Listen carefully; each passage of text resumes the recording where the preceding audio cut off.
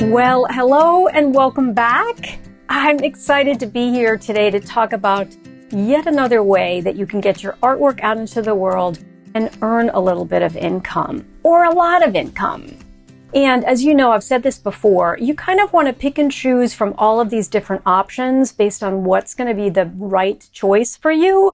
But I also highly encourage you to explore several of these ways, because you may find that a combination is absolutely perfect for you, your lifestyle, your life situation, and actually what your goals are.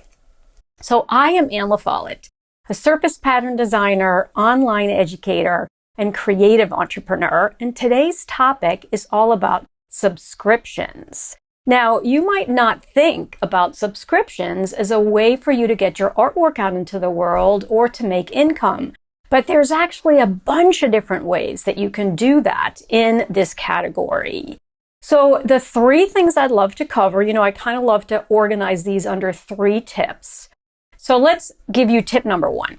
Tip number 1 is, what about a subscription to a set of greeting cards every month that you send out to your members, along with ideas about what they should be writing about or who they should be sending the greeting cards to?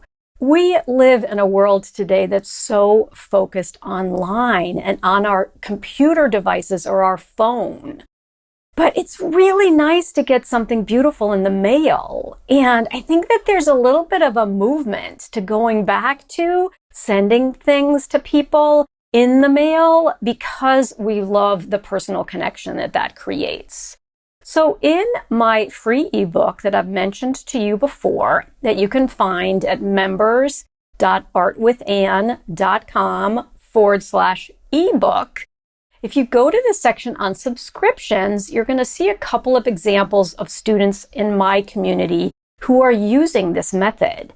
And one of them is Natasha Zahn Priestess. She lives up in Alaska, and her designs are beautiful, very colorful. She's very inspired by the beautiful outdoors around herself in Alaska. And she has created a subscription to a greeting card service, essentially. You sign up and she sends you a pack of greeting cards along with a wonderful list of reasons to send them and who you might send them to. So learn more about her by downloading the ebook, but that's a great idea. And you might think, oh, this is great. I don't want to do greeting cards, but I want to do XYZ. Maybe it's actually a set of beautiful art prints that have a quote on them, or maybe it is actually a calendar where the calendar comes out every month. The ideas are endless, right? Tons of possibilities for you to brainstorm about.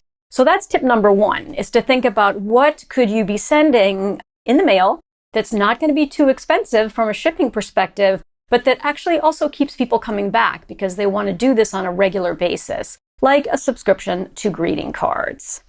Now, another great example and sort of tip number 2 is you could expand this concept even further with a subscription box. And subscription boxes are super popular. And you might have actually gotten a box as a freebie when you signed up to attend a big webinar or maybe a 3-day virtual event. And when the box arrives, you're super excited about it. Or you might receive a box when you achieve a certain milestone within an app or a program that you're a part of.